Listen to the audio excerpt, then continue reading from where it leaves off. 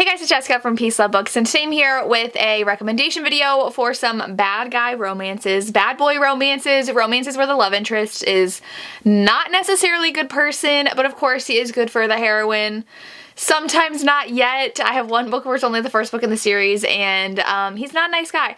But I am always rooting for them to have their happily ever after together, and sometimes he's only nice like to the heroine, or sometimes the heroine is the only thing keeping him sane. So I have, I think, 7 recommendations, and one I just finished yesterday, and I love this book so much. Shout out to my friend Tori from Live a Novel Life who loved this book and definitely put it on my radar, and I knew I had to read it, and I'm so happy I loved it because I love it when I love books that my friends are loving. But the first one I have is The Words by Ashley Jade. This is actually a second chance romance and a rockstar romance, but the hero, Phoenix, in the present day is not a good person at all. He is on the edge of just completely obliterating his life. So what happens is, in the past, they are seniors in high school and Phoenix needs help passing English, and so Lennon ends up being asked by her teacher to tutor him, and they grow closer and they end up kind of falling for each other, and then something happens where they never speak again. Lennon is a plus-size character, and there's a lot of fat phobia in here, so please know that before you go in. It is very hard to read, especially when she's in high school, and people bully her for it, and she grows closer to Phoenix, and I love her relationship with her father. Her father's very protective over her and is like, stay away from Phoenix because he's just bad news, and she's like, no, it's fine, I know what I'm doing. He breaks her heart, he ends up becoming a huge rock star, and now we flash forward to the present where he is a drug addict, he has too much alcohol, he is ruining his image, he gets in trouble left and right. He was in a car accident that actually killed someone, and so his manager is like, I need someone to keep him in line, and every sober companion he's had has slept with him and not been able to do the job, and so he's like, I need someone who cannot stand this man and make him a better person. And so his bandmate ends up telling the manager about Lennon. Immediately Lennon says no, but Lennon needs money because she is taking care of her father now, and so she finally says yes and is helping him try to stay away from drugs and alcohol and women and trouble, and she hates it, she hates him, and Phoenix is just a bad guy. He has bad news. He does not treat people well. He has a bad past though. Definite trigger warnings for abuse in here and addiction and death, and it's a very dark and emotional book, but it is long, but it is amazing. There was so much that happened in here. I never felt like I was dragging through my book at all, and I just love their story so much. But Phoenix is really hard to like, especially because he does something to Lennon that really broke her heart, and you don't know if you want to trust him anymore, if you want him to be happy. And so he's definitely a bad boy.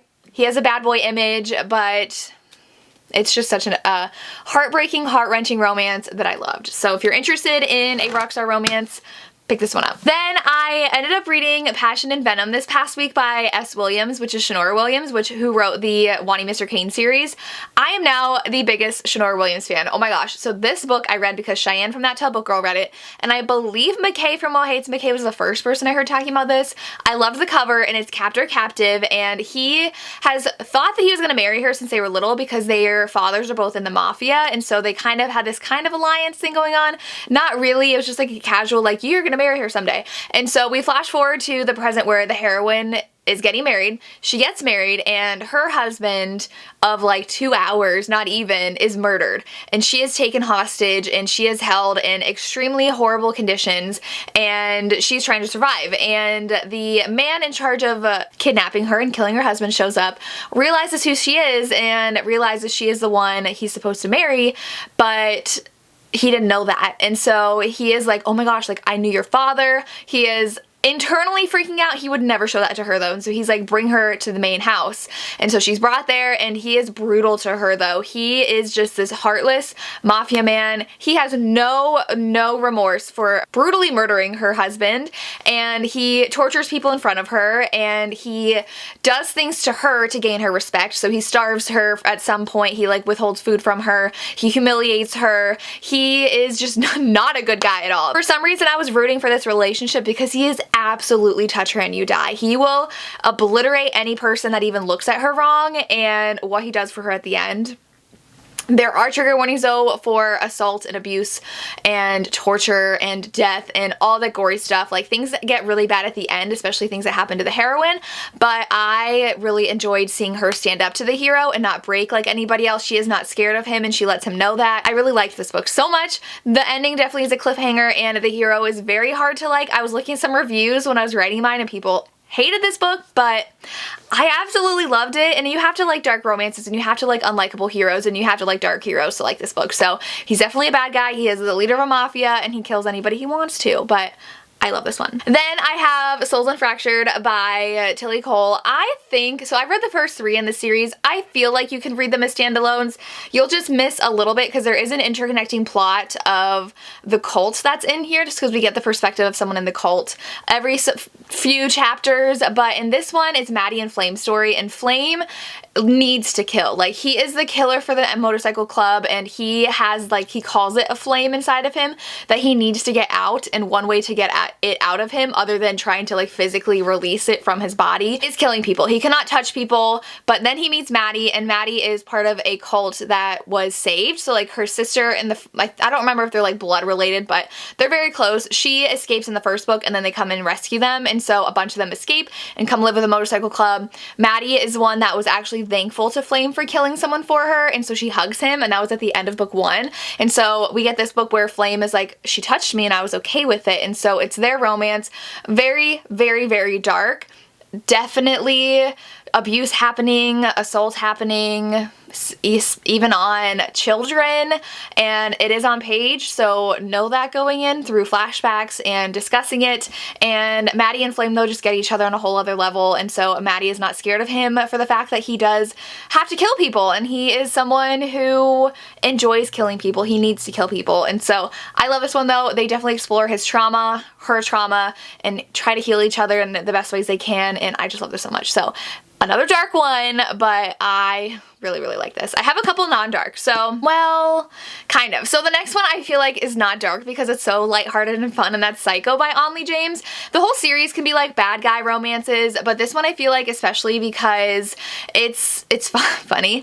Our one hero, I never remember their names. The family all has like A names, I think, but the one hero is a psychopath, and he is adopted by a doctor who adopted like 8 sons or something who are all psychopaths and is trying to harness their psychopath tendencies for good. So he gives them people to kill that are bad people. So it's like, you're killing people, but like it's okay that you're killing those people kind of thing. And so he knows that he's a psychopath and he doesn't really know how to feel emotion or deal in social situations, but he sees a new professor at school and he instantly is like, I want you. And so this is MM, and the new professor at school though used to be part of the CIA, but he is kind of clairvoyant. I don't know what else to call it. When he touches someone, he can see the truth about them. And so he touched someone in the CIA and saw that he was a murderer, and he was like, he tried to tell people said he was crazy. So they kind of didn't fire him, but like transferred him to be a professor. And so he touches the other hero and he immediately sees he's a murderer, and he's like, not again, I can't let this happen. So the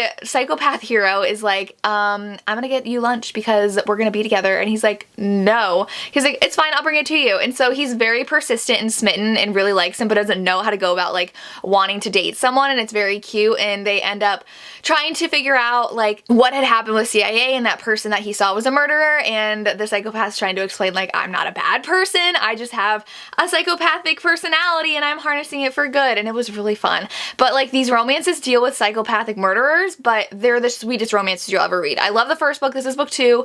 You can read them out of order if you want to. I just really love the premise of this one, and I liked it better than book 1, so that's why I'm recommending it. It's just so good. Then I have The Enforcer by Katrina Jackson. I cannot rave about this series enough. This is technically book 2, but I think it's like 1, 1.5, and 2, or 0.5, 1, I don't remember. But this one is the 3rd family member's book. So she had a sister who got one book and a cousin who got another book, and now this is her book, and her relative has gone missing, and we know she's like running off with some guy who's like an assassin. And so her family guilt trips her and her cousin to go look for her sister, I believe, and they end up running into these guys in the mafia. And little does she know that her cousin is the one who is in love with someone in the mafia, and then her sister has also run off with someone in the mafia. And so they realize that they're all in danger because the mafia guys are in like dangerous stuff, and there's another guy there. So it's like they kind of pair off, and so they all split up and run away to different places to stay protected, and she goes off to Italy with this other guy, and the other guy's like super smitten with her and likes her. She is mending a broken heart because she was in a relationship with 2 other guys and it did not end well, and so she doesn't want to get involved with anyone, but she is staying with the family of this guy in the mafia, and now he is literally in the mafia for a living. He does some bad things, but he is home with her and she gets to see him with his mom and starts falling for him while she's hiding out. So it's really great forced proximity because they're hiding out from people trying to murder them, and it's a light mafia romance. So if you want like the light bad guy and the light mafia, pick this one up. And I have another book I won't stop talking about, and that's Honey Trap. We have 2 bad heroes because apparently this is going to be Menage, but it's not in the first book and I haven't continued on the series, but one's an assassin because our heroine's an assassin. So the one hero's actually in the same assassin program she's in, and someone's trying to kill her and get her murdered, so she gets a job that she can't say no to. That's literally an assignment that's going to make her die, and so she is very stubborn and decides to take it, but the hero that's an assassin is obsessed with her and stalks her and is trying to protect her, and so she takes the job, and the other hero is actually the guy she's supposed to murder, and he is the one who is a very bad guy. He actually kidnaps her and does horrible things to her, but it's because he doesn't trust her and he thinks that she's a spy, and she has to put on an act that she's not, and she is such a fun character because while he's doing bad things to her, she likes it, but she has to act like she doesn't like it, but inside she is like, I love this so much, and she is really into the guy. So I really loved that whole aspect about this book, and we have like all the characters are bad people, like 2 are assassins and one's like a mafia guy, but it's so good. The heroine is in control the entire time, and that's why I absolutely loved her in this book. So just read this, please. And I didn't even know what guy I liked better. I love them both, so I'm excited to continue on with the series. And the last book I have is actually a duet. I've not yet read the next one, which is like for sure bad guy, because he's the bad guy in these books, but I have the, I don't even remember what these are called, the Kings of Italy duet, and it's Mafia Mistress and Mafia Darling. So in this one, the hero is a mafia mob boss, and he basically kidnaps the heroine, but like with permission from her family, to marry his son. Well, he falls for her, and so he is definitely a very touch or you die hero. He is a bad guy because he's like this mafia boss, and he wants the heroine. He doesn't treat her the best, but probably the best out of all the books that I've talked about. But I really liked how head over heels he fell for her, because it just started out as something physical and then quickly turned into something more. Like we go from mistress to darling. He is not married, so she's just like his lover basically in this one. That's why it's called Mafia Mistress, but then it turns into something more in this book. But we have a villain in here, and the villain is the one who gets book 3. So I'm very intrigued to see how book 3 turns out, because he is definitely a very bad person. I loved how protective Fausto was in these over the heroine, and how she did not want to be in the mafia life. Like she saw what it did to her mom and she's like, not for me, and then she is kidnapped and falls for a mafia boss. So I really love these ones. If you can't tell, the bad boy mafia romances are my favorite. And those are my favorite bad guy romances. Let me know if you have any recommendations, because I would love more. I've done this video a couple times before, which I can link down below, but that is all I have. As always, thank you so much for watching and have a good day. Bye.